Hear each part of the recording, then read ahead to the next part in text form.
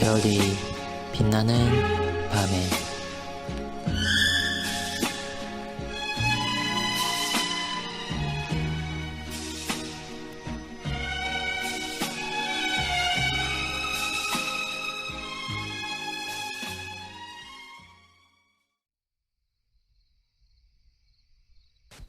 (49문에서 50문까지는) 56일차를 참고해 주시기 바랍니다.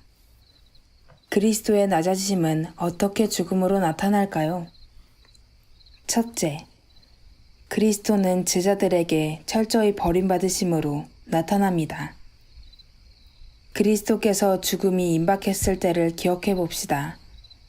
마태복음 26장은 이제 거의 지상에서의 삶을 마치려 하실 때 그리스도는 자신의 죽음을 이미 아셨고 겟세마네 동산으로 제자들과 동행하여 올라가셔서 기도하시는 모습을 기록합니다.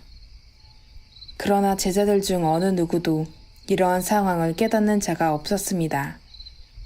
기도하시다가 2번이나 그들에게 돌아와 시험에 들지 않게 깨어 있어 기도하라고 책망의 말씀을 하십니다. 여전히 그들은 그리스도께서 누구신지 진정한 깨달음을 얻지 못하고 있으며 그리스도께서는 철저히 혼자이셨음을 말해줍니다. 그 짐을 함께 질 수는 없었지만 적어도 그리스도께서는 공유하기를 원하셨습니다. 그것은 앞으로 남겨진 제자들에게 밀어닥칠 시련을 보셨기 때문입니다. 그리스도의 이름으로 복음 진리 때문에 그들은 어마어마한 고난을 겪어야 하기 때문입니다. 하지만 그들은 지금 그리스도께서 느끼는 두려움과 고뇌를 전혀 깨닫지도 공유하지도 못했습니다. 뿐만 아니라 실제로 그들에 의해서 버려진 분이라고 복음서 저자들은 말합니다.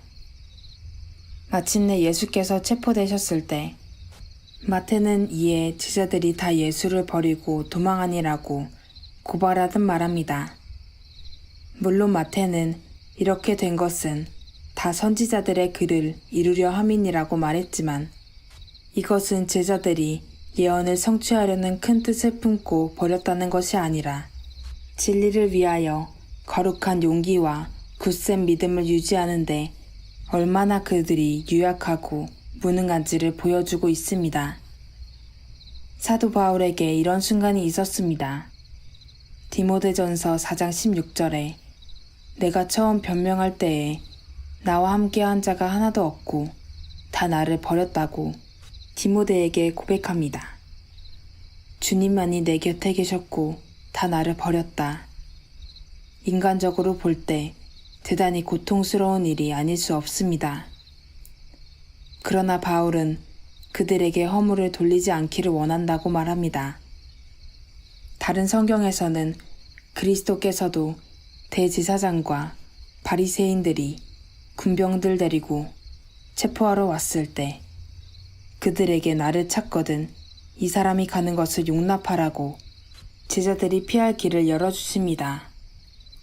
그러나 예수님께서 군병들에게 붙잡히셨을 때 과감하게 나선 사람이 있었습니다. 베드로였습니다. 그는 칼을 빼어들고 대제사장의 종의 귀를 내려쳐 떨어뜨리는 호기를 보여주었습니다. 그는 어떤 사람이었을까요? 예수께서 겟세마네 산에 오르시기 전 베드로에게 오늘 밤 다 굴기 전 3번 부인할 것을 예언하였을 때 베드로는 내가 주와 함께 죽을지언정 주를 부인하지 않겠나이다 라고 말했던 사람입니다.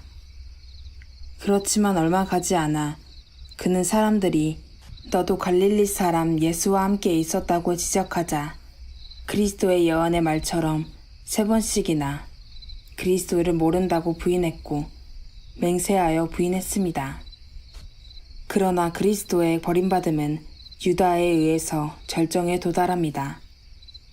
그리스도는 예루살렘으로 올라가지 않고 돌이켜 돌아갈 수도 있었습니다. 왜냐하면 거기에는 자신의 죽음이 뻔히 기다리고 있었기 때문입니다. 그러나 그분은 올라가는 길을 멈추지 않았습니다. 누가는 나는 받을 세례가 있으니 그것이 이루어지기까지 나의 답답함이 어떠하겠느냐는 말씀으로 이빨을 드러내고 기다리는 사탄의 진지를 향해서 기꺼이 발걸음을 재촉하셨습니다. 그리고 마침내 그리스도를 몹시도 증오하고 미워하며 죽이려고 작정한 자들에 의해서가 아니라 가장 가까운 자 중 한 사람, 가룟신 유다에 의해서 사탄의 하수인들에게 넘겨졌습니다. 일찍이 스가랴 선지자의 입을 통해서 그들이 나를 헤아린 바 그 중가를 토기장이에게 던지라 하시기로 내가 곧 그 은 30을 여호와의 전에서 토기장이에게 던지고 라는 말씀의 성취가 가장 고통스러운 방식으로 이루어졌습니다.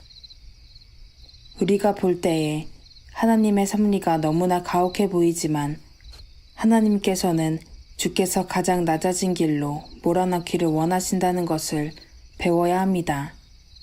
지상의 교회 속에서 선한 목자들 사이에 거짓 목자들이 존재하고 양의 탈을 쓴 이리가 양무리 가운데 숨어 있는 것은 전혀 이상한 일이 아니라는 것을 배워야 합니다.